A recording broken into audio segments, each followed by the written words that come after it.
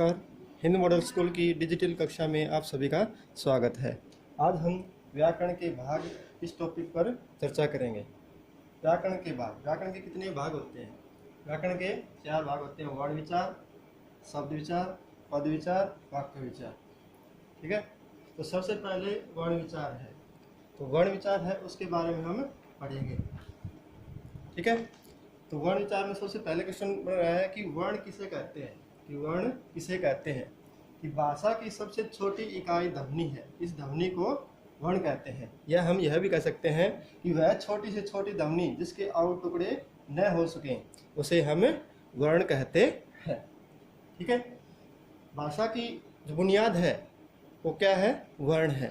यानी वर्ण है वो भाषा की बुनियाद है जिसके आधार पर शब्दों की रचना की जाती है। अब आगे है वर्णमाला। कि वर्णमाला किसे कहते हैं? यानी वर्णों का जो व्यवस्थित समूह होता है उसे हमें वर्णमाला कहते हैं। आगे दे रखा है वर्ण के भेद। कि वर्ण के कितने भेद होते हैं? वर्ण के 2 भेद होते हैं। पहला होता है स्वर, दूसरा होता है व्यंजन। तो सबसे पहले है स्वर। इस स्वर किसे कहते हैं?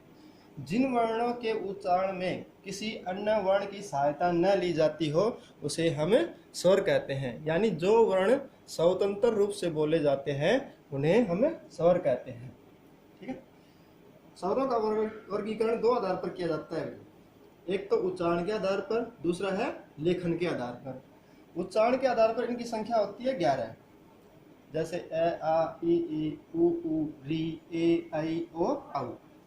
दूसरा है लेखन के आधार पर। लेखन के आधार पर इनकी संख्या कितनी होती है? 13 होती है। ए से लेके औ तक, यानी ए, आ, ई, उ, री, ए, आई, ओ, औ। और 2 होते हैं अंग और अ, इनको हम क्या बोलते हैं? अयोगवा बोलते हैं। ठीक है, लेखन के आधार पर इनकी संख्या यानी 13 होती है, जिनको हम स्वरों में ही काउंट करते हैं। अब हम जो अयोगवा है, अंग और अ अयोगवा है, इनके बारे में थोड़ा विस्तार से पढ़ेंगे। अंग, जो अंग होता है इसको हम क्या बोलते हैं? अनुस्वार भी बोलते हैं। क्या बोलते हैं भाई? अनुस्वार बोलते हैं। इसका उच्चारण स्थान कहाँ है? नाक से होता है। कहाँ से होता है? नाक से होता है। न हलंत और म हलंत के समान है। यानी जो अनुस्वार है उसका उच्चारण क्या है? जैसे आधा न और आधा म के समान है। जैसे दे दिया इसने चंदा।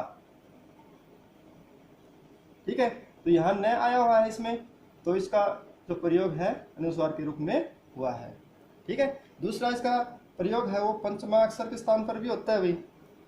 पंचमा अक्षर कौन से होते हैं? हर वर्ग का 5वां जो अक्षर होता है, जैसे अंग, अण, न तथा म। जैसे इसने दे रखा है संबंध। संबंध, यहाँ आधा में आया हुआ है और यहाँ आधा न आया हुआ है।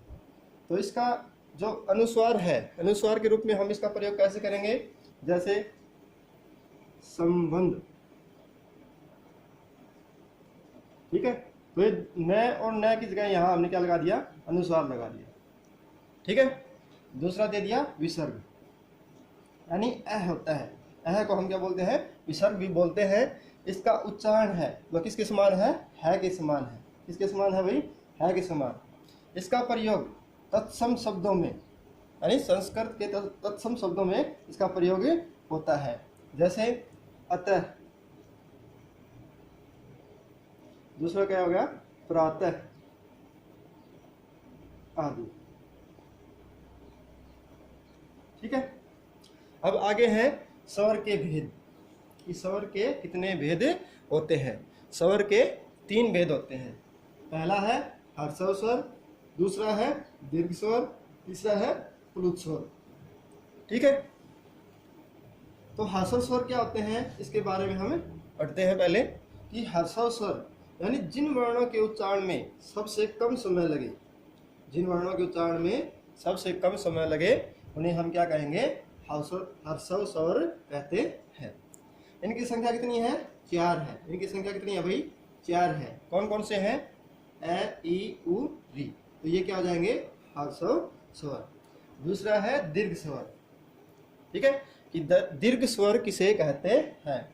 जिन वर्णों के उच्चारण में हर्षव स्वर से 2 गुना समय लगे, यानी जिन वर्णों के उच्चारण में हर्षव स्वर से 2 गुना समय लगे उन्हें हम दीर्घ स्वर कहते हैं।